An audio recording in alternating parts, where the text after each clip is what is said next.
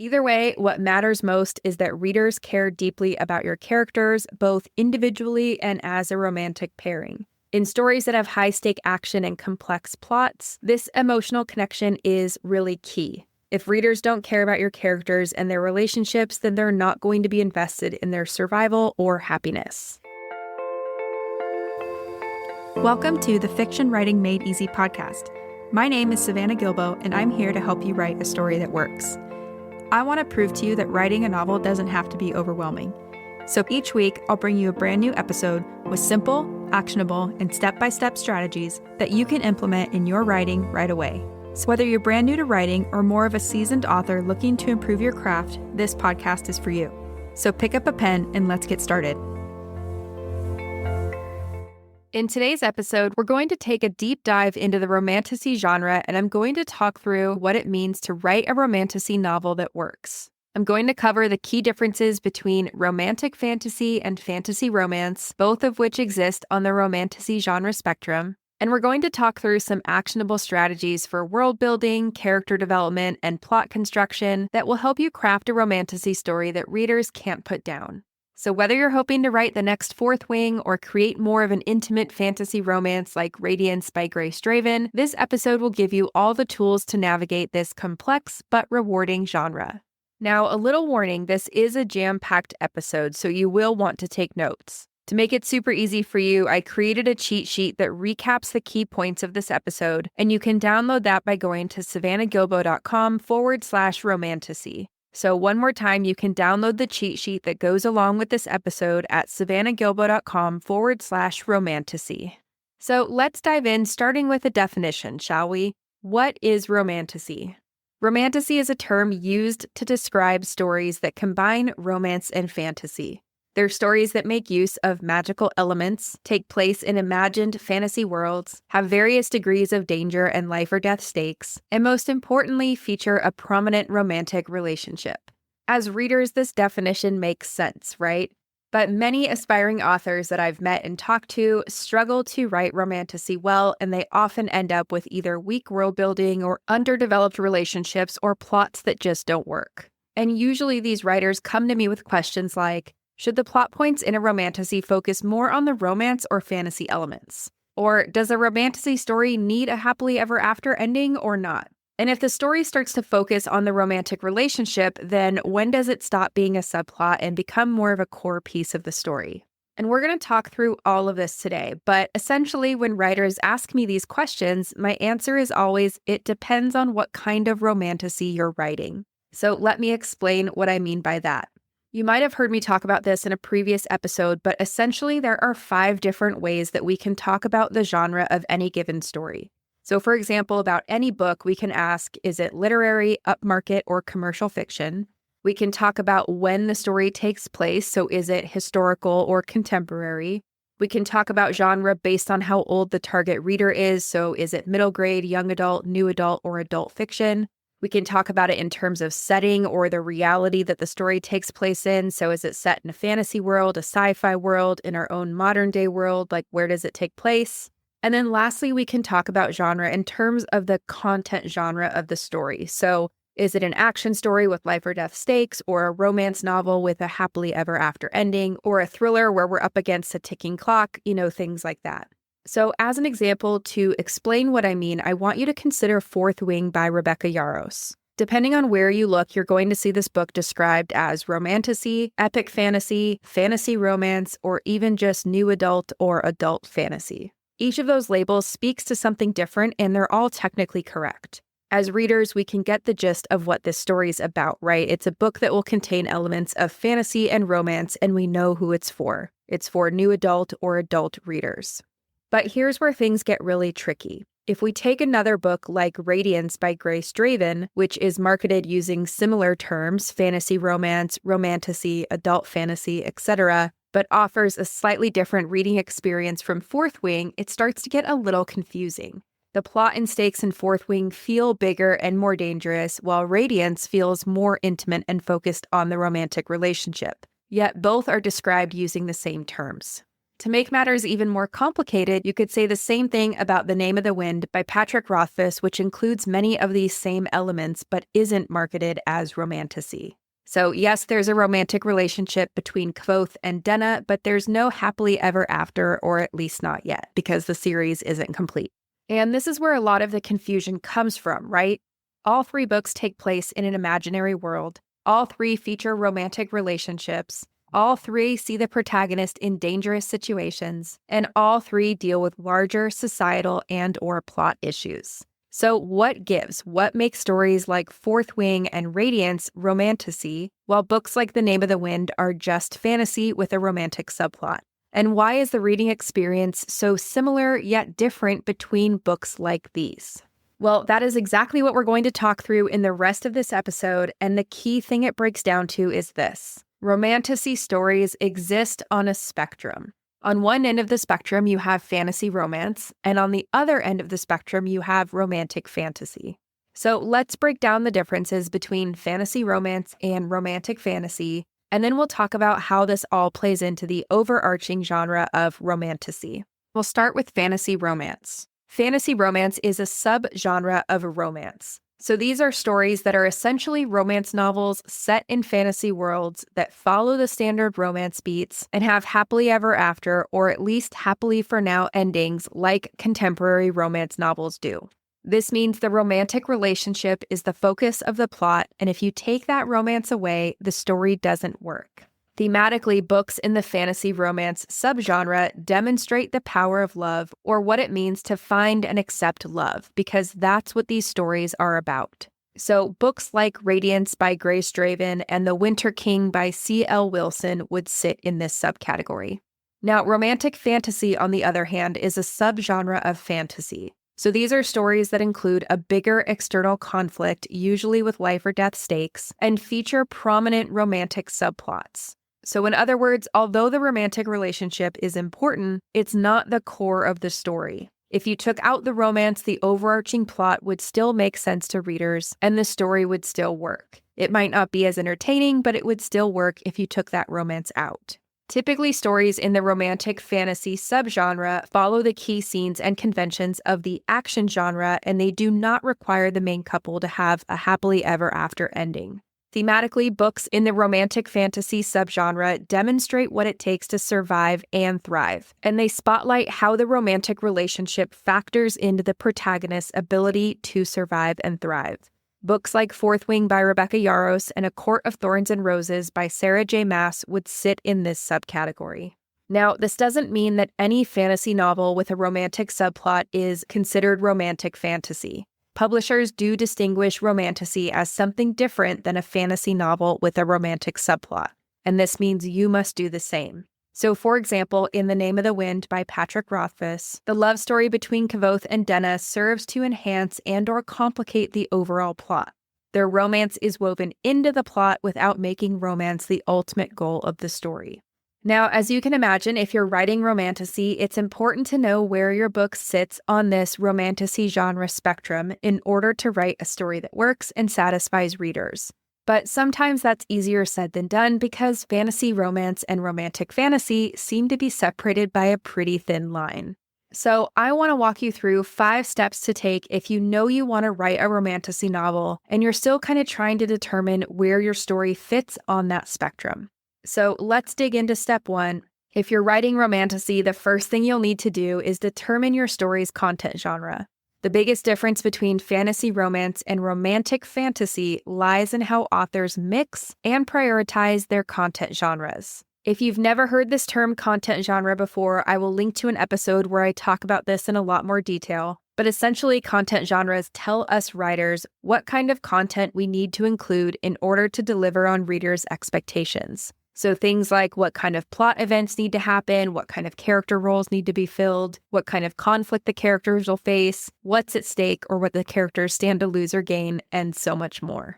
So if you're writing fantasy romance, your primary content genre will be romance. This means that the romance genre elements need to take precedence over any action genre or fantasy elements you choose to include because the romantic relationship is the most important part of the story. On the other hand, if you're writing romantic fantasy, you'll need to choose a content genre other than romance to represent your external plot. In most cases, the primary content genre of romantic fantasy stories is action, which means the action genre elements would take precedence over any romance elements you choose to include, even if only incrementally. The key thing to remember in romantic fantasy stories is that there needs to be something bigger at stake. So, an external plot that puts a character in dangerous life or death situations and tests their ability to survive. The romantic relationship then serves to support or cause conflict to that main storyline. Again, even if it feels like the romance is an equal part of the story from the reader's perspective. Now, if you're still not sure where your story fits, consider which 2 to 3 books your story would sit next to on a shelf. If your answer is something like Radiance by Grace Draven or The Winter King by C.L. Wilson, then you're probably writing fantasy romance. If your answer is something like Fourth Wing by Rebecca Yarros or A Court of Thorns and Roses by Sarah J. Maas, then you're probably writing romantic fantasy. This first step is really key because the boundary between fantasy, romance, and romantic fantasy does tend to blur. But readers will sometimes want one kind of reading experience over the other. So your decision in this first step will help you set the reader's expectations and then deliver a story that meets and hopefully exceeds those expectations. Okay, so that's step 1. You'll want to determine your primary content genre. Step number 2 is to uncover and get clear on your story's theme. Most romantasy stories speak to themes of love, friendship, belonging, and survival. But depending on your subgenre, you'll want to speak to these themes in slightly different ways. If you're writing fantasy romance, your story needs to speak to the power of love. The central question of these stories is something like, will these two characters get together or stay together despite everything standing in their way? In other words, how strong is their love? Can their love conquer all? Will their love or their romantic relationship survive whatever else the plot throws at them? For example, in Radiance by Grace Draven, you could say the theme is something like, real love can exist between two very different people when each person sets aside their prejudice and keeps an open mind about what's possible. The focus of the story is on the power of love despite everything else that's included. If you're writing romantic fantasy, your story will need to speak primarily to what it takes to survive. The central question of these stories is something like, will the protagonist survive this dangerous situation? And if so, how? In other words, what does it take to survive? And how does the romantic relationship factor into the protagonist's ability to survive, whether positively or negatively? Take Fourth Wing by Rebecca Yarros as an example. You could say the theme of that book is something like, surviving and thriving is possible when you embrace your strengths, even if they aren't physical, and work with others despite your differences for the greater good. The focus of this book is on Violet's survival and how her relationship with Xaden and others help or harm her ability to survive. This is a really important distinction because theme is going to influence everything in your story, from the way your characters grow and change or fail to grow and change, to how you shape your plot and how you flesh out your story world. If you're not clear on which universal theme your story speaks to primarily, whether that's love or survival, it can be difficult to prioritize what happens when, what stays in your story versus what gets edited out, and things like that. So just something to keep in mind, and that is step 2, you'll want to uncover and get clear on your story's theme. Step number 3 is to brainstorm and create a plot with appropriate stakes. Now, although fantasy romance and romantic fantasy include many of the same elements, they are fundamentally different. The plot's going to be different and what's at stake is going to be different, even though both types of stories include similar elements. If you're writing fantasy romance, the romantic relationship is going to take center stage. This means the key plot points in your story need to revolve around the romantic relationship, bringing your characters together as soon as possible in Act 1 and giving them their happily ever after, or at the very least, a happy for now ending. For this reason, many fantasy romance stories are built using the romance genre framework, including the key scenes and conventions of the romance genre. I will link to those in the show notes as well for easy access. Now, if you're going to include any action genre elements or any fantasy elements in your story, like escalating danger and/or life and death scenarios, magic, whatever it is, just remember that these elements need to serve as a subplot or more of a backdrop to the central romantic storyline. The goal is to use these subplots or these fantasy action genre elements to complicate the couple's ability to be together for one reason or another. So, as an example, if you think about Radiance by Grace Draven, the story starts with the two main characters, Ildiko and Brishen, meeting right before their wedding. Both characters are quote-unquote spare children, meaning they will not inherit the throne, and they've been betrothed to each other as part of a trade between their kingdoms. The story is about their relationship and whether it will work out, if they'll truly ever fall in love, things like that. The external conflict in the story exists to complicate that relationship. So there's prejudice, there's misunderstanding between their two people, there are attacks that happen on the road and in court, and even their physical differences when it comes to being intimate provide conflict to their relationship. And all of these action genre elements or fantasy elements, they echo the type of conflict that's already existing within that relationship. And this is what helps the story feel cohesive and whole. So as an example, the prejudice and misunderstanding that exists between their two people, that also exists in the beginning of their relationship. The physical differences that exist between the humans and the Kai also exist between Ildiko and Brishen because Ildiko is human and Brishen is Kai. So again, these action or fantasy elements in the world building, they help echo the type of conflict that exists within the relationship. Then by the end of the story, we are of course turning page after page to find out whether or not Ildiko and Brishen get their happily ever after or not. So we are rooting for that relationship throughout the entire book.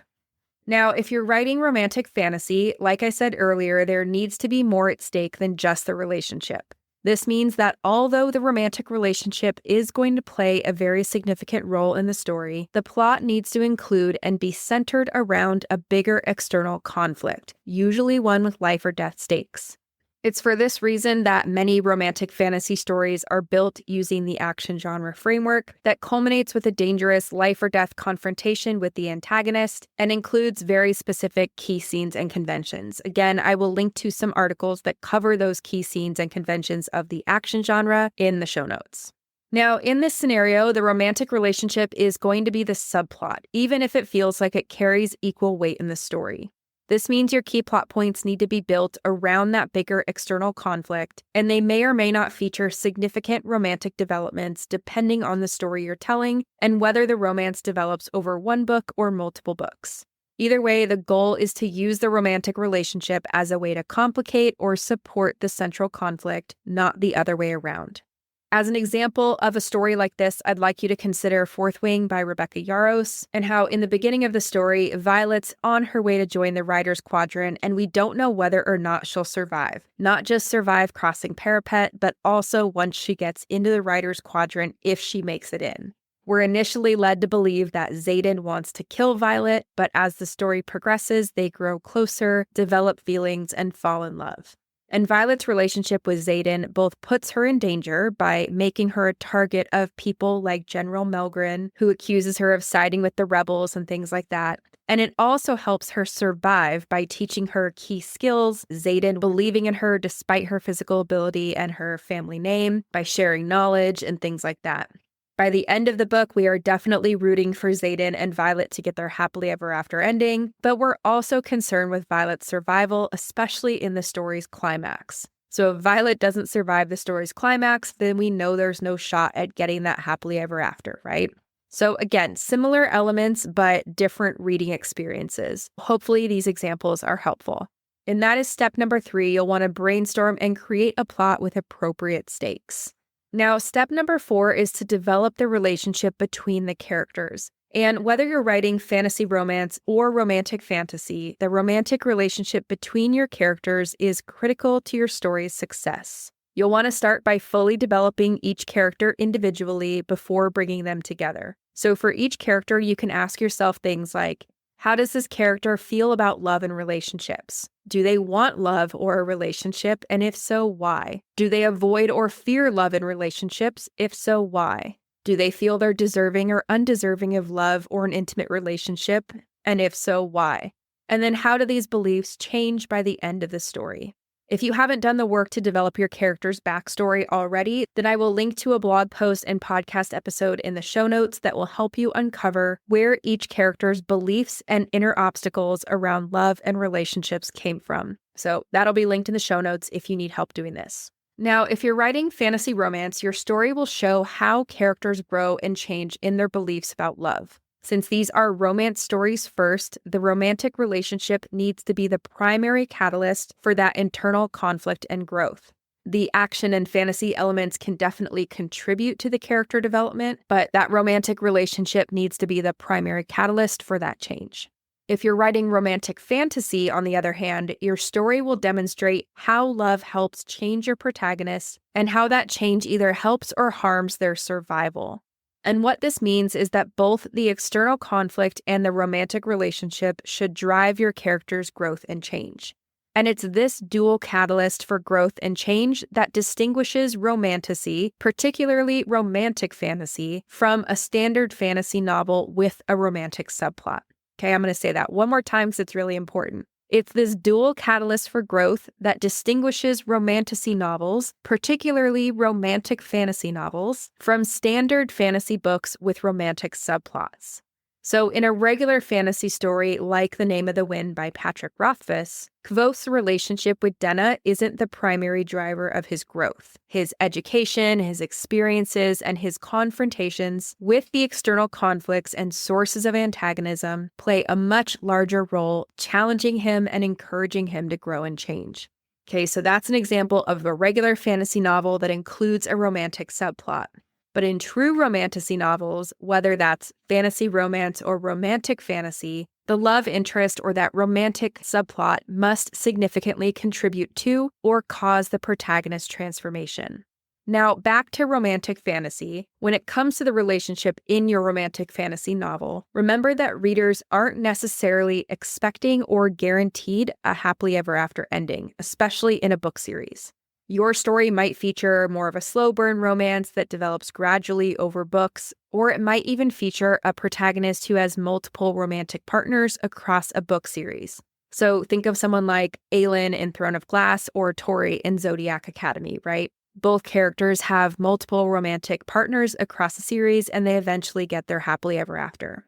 Either way, what matters most is that readers care deeply about your characters, both individually and as a romantic pairing.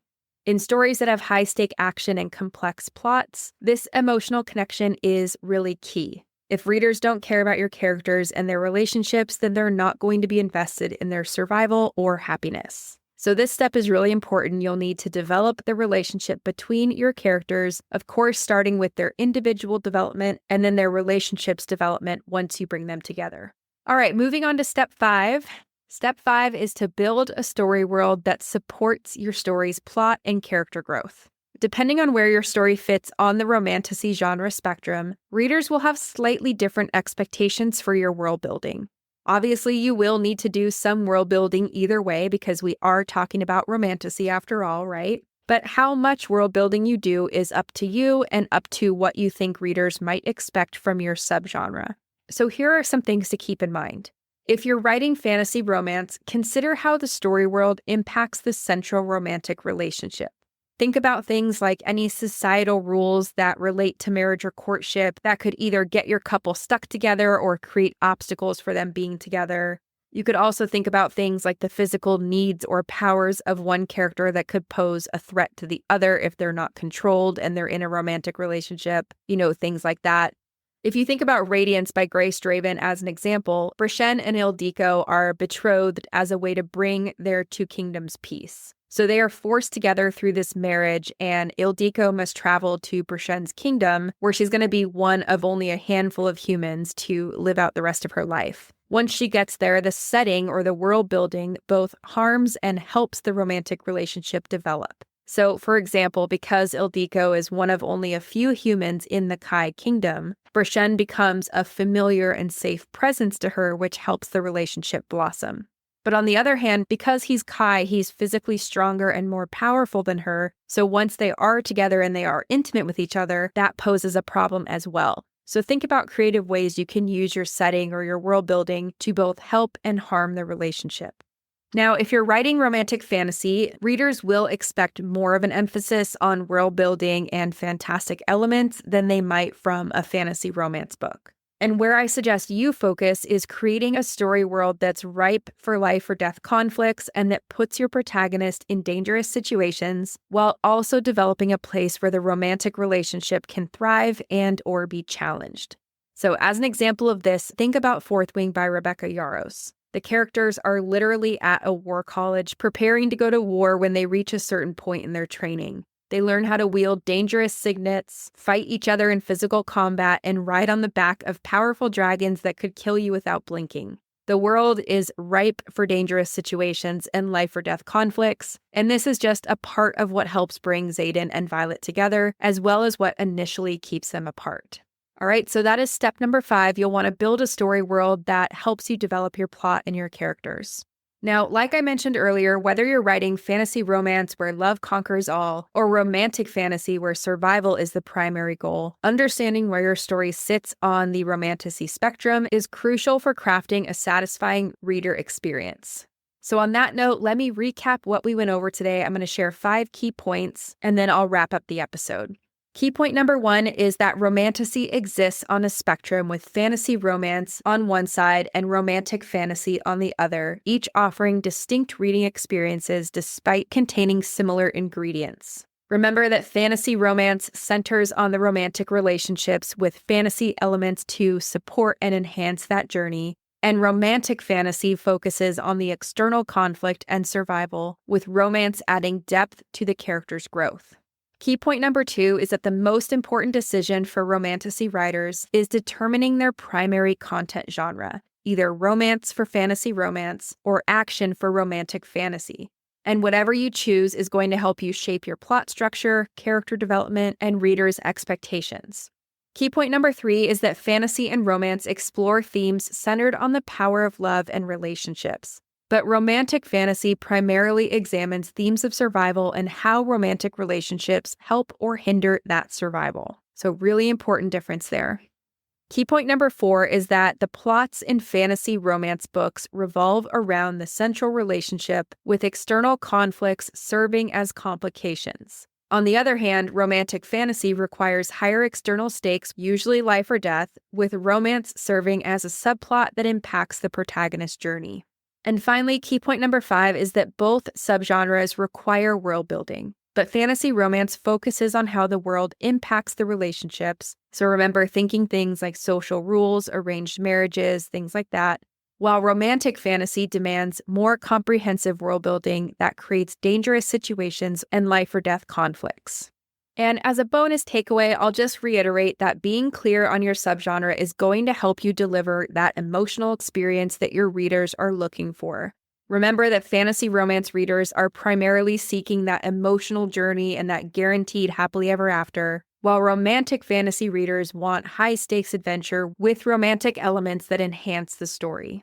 The line that divides these subgenres might be thin, and you might find your series shifting along this spectrum as it develops. That is perfectly fine, as long as that shift is natural and makes sense within your world and for your characters. What matters most is creating an authentic world where both the fantasy and romance elements feel necessary and meaningful to your story. So it is my hope that by embracing these distinctions and by applying the principles we've discussed in this episode, you're going to craft a romantasy novel that finds its perfect readers and keeps them coming back for more. And everything we went over in today's episode will hopefully help you do that.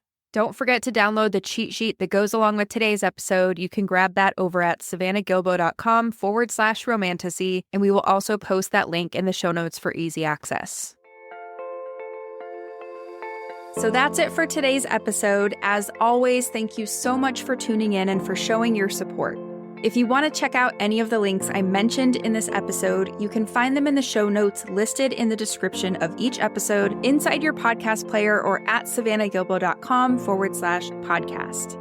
If you're an Apple user, I'd really appreciate it if you took a few seconds to leave a rating and a review. Your ratings and reviews tell Apple that this is a podcast that's worth listening to. And in turn, your reviews will help this podcast get in front of more fiction writers just like you. And while you're there, go ahead and hit that follow button because there's going to be another brand new episode next week full of actionable tips, tools, and strategies to help you become a better writer. So I'll see you next week, and until then, happy writing.